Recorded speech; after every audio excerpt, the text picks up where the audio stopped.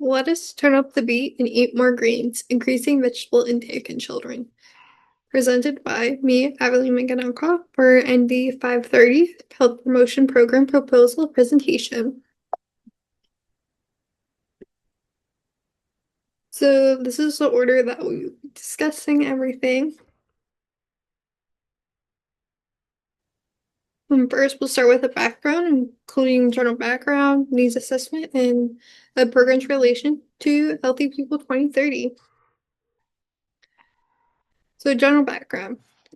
The 2020-2025 Dietary Guidelines for Americans recommends that adults eating 2,000 calories a day consume 2.5 cups of vegetables per day. Vegetables should be a priority in our diets because they contain numerous health benefits, such as starchy root vegetables like potatoes are a good source of carbohydrates, vitamin A, vitamin C, potassium, magnesium, dietary fibers, which is all things that we need in our diets. However, only 10% of adults in the US meet this recommendation, according to the CDC. With a lack of vegetables in the diet, there comes increased risk of health issues such as obesity, high blood pressure, heart disease, stroke, cancers, and eye and digestive problems. So, needs assessment. This program typically focuses on Cortland County, New York, which is a small rural county in central New York, and it has a higher obesity rate, around 34 to 49% than the New York State average per county, which is about 29%. And according to a survey given out in 2020 for the county, 32.8% of 18 to 24-year-olds report having a chronic disease, which is higher than the next two highest age categories. And so, why school-age children? 108.5% of 18 to 24-year-olds residing in Cortland County, according to the same study mentioned previously, reported having low vegetable intake. So, and then it's important to introduce children to vegetables early, both for their development and to build lifelong habits of eating vegetables. This is why this program typically focuses on school-age children in the county. And so this program's relationship to Healthy People 2030. Our program's goal to increase vegetable intake aligns itself with Healthy People's 2030, increasing vegetable consumption by people aged 2 years and older. They assert that vegetable consumption by people aged 2 years and older should increase from 0.73 cups equivalents of total vegetables per 1,000 calories to 0.84 equivalents per 1,000 calories. And then Carol will be discussing in part 2 the program description, including mission, goal and objectives, intervention strategy, the theoretical or evidence-based framework used, the target population, cultural competency, and social determinants of health that is addressed by this program.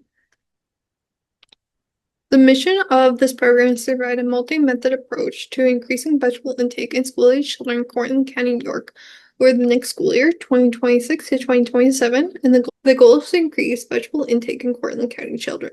The objectives are to build 5 school gardens in school districts Cincinnati, Cortland City, Homer, Marathon, and McGraw, and then also incorporate nutrition and agricultural educational programs in these districts.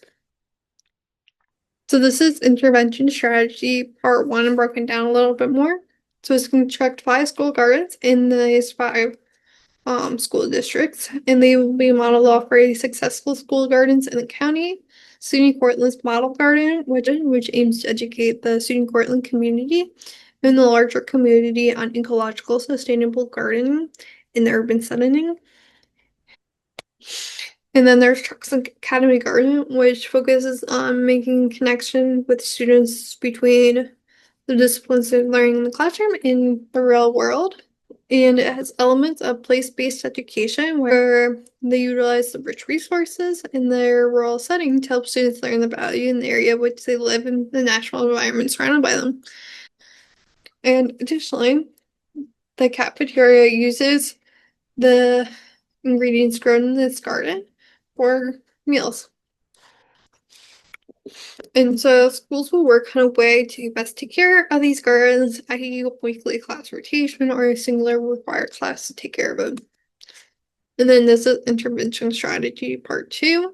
is incorporating nutrition and agriculture educational programs in the districts based on two pre-existing curriculums. The first is New York Agriculture in the Classroom, which Truxton Academy actually uses. And it has agricultural literacy curriculum matrix and New York specific lesson plans and resources. And there's also My Plate Sheets, which offers activity sheets, a coloring recipe and word blanks, fact cards, and lesson plans. And here's some examples of the New York Agriculture in the Classroom's curriculum matrix.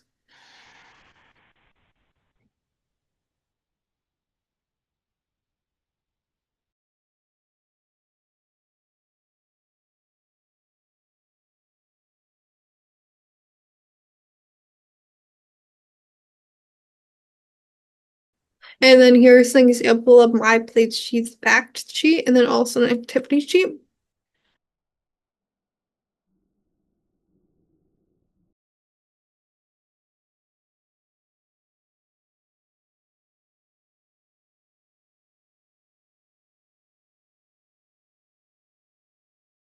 And then here's some promotional material that we will be using in the next upcoming months to spread awareness on the gardens and the new curriculum being used.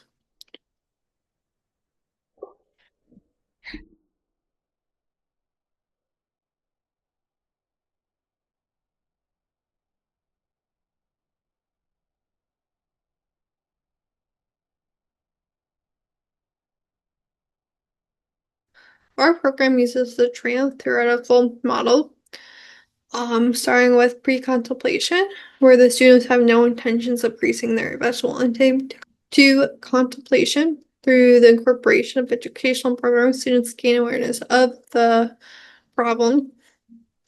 Preparation, as students continue to go through the educational programs and participate in the garden, they start to plan on how to incorporate vegetables into their diet.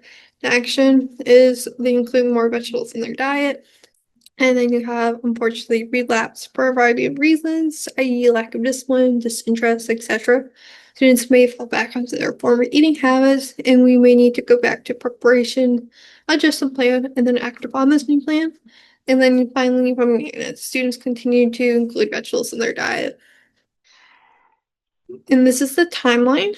You have preparation from May to August 2026, where grant money in partnership with the local school districts is going to be finalized. Land and resources is going to be located.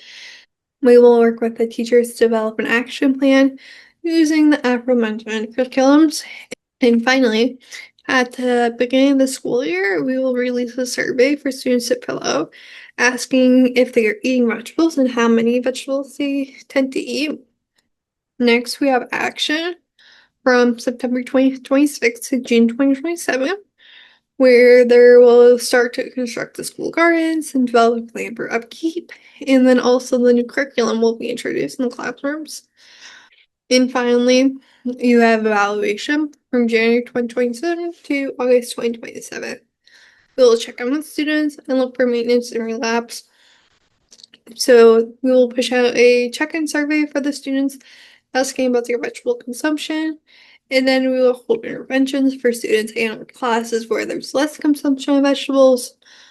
And then we will discuss the why and come up with ideas increasing their vegetable intake, i.e., trying new foods and recipes. And if the assessment shows no change at all, evaluate the interventions and look at other methods to pursue change. And then this is an example of the NAT chart discussing all that.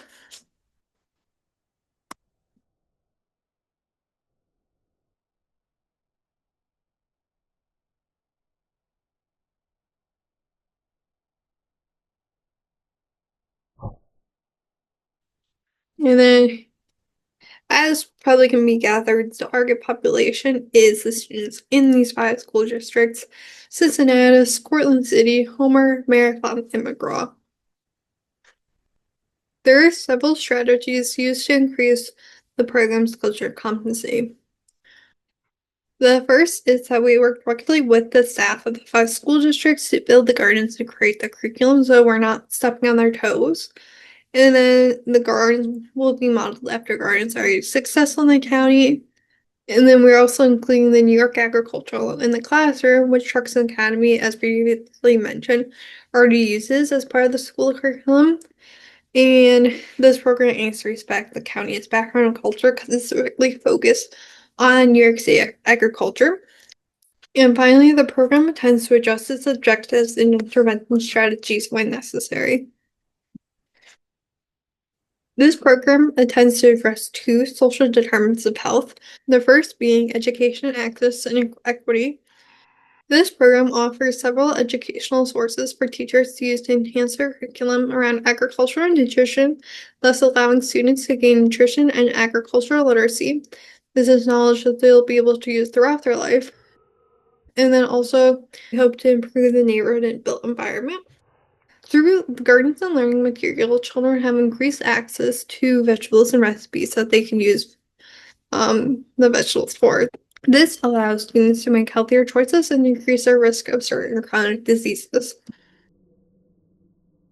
So, about the organization or about me, I lived in Portland County for the last 3.5 years as I got my undergrad degree at SUNY Cortland. And during that time, I worked directly with members of the community through Cortland as a coach for Cortland Stars, which is the county's Special Olympics branch. And I participated in Parkinson's disease research, where I worked with local people with the disease to collect data. As a SUNY Cortland student, I benefited from the success of the SUNY Cortland's Model Garden, and I also took multiple nutrition-related courses during my time there. And currently, I'm in the Sports and Human Performance Nutrition Master Program at Marywood University, where I'm learning to facilitate behavior change and develop a health promotion program. So for evaluation plan, data collection for pre and post intervention surveys that previously mentioned in the timeline, and the data will then be analyzed and used to adjust the program's interventions.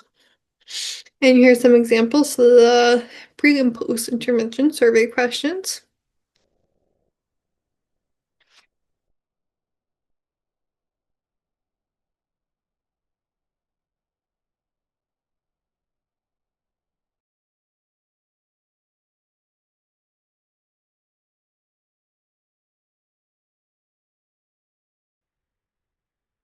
And 5, budget and breakdown of funds. So we have a $25,000 grant from the New York State Department of Agriculture and Markets will provide funding for any costs for the construction of Keep in the Gardens. The mission of this department is to promote New York State agricultural and its high quality and diverse products, foster agricultural and environmental stewardship, and safeguard the state's food supply, land, and livestock to ensure the viability and growth of New York agricultural industries. And their work on promoting agriculture aligns with our objectives on building school gardens.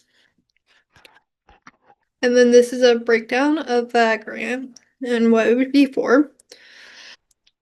Expenses are influenced by the Brandeis University Elementary School Garden Project and the lowest location at Cortland bills their prices. And so you have about $621 going for gardening supplies, such as soil, seeds, rake, gloves, and other necessary gardening tools. And then we have building equipment, which is about $2,064, which includes lumber, fencing, sheds, and blueprint.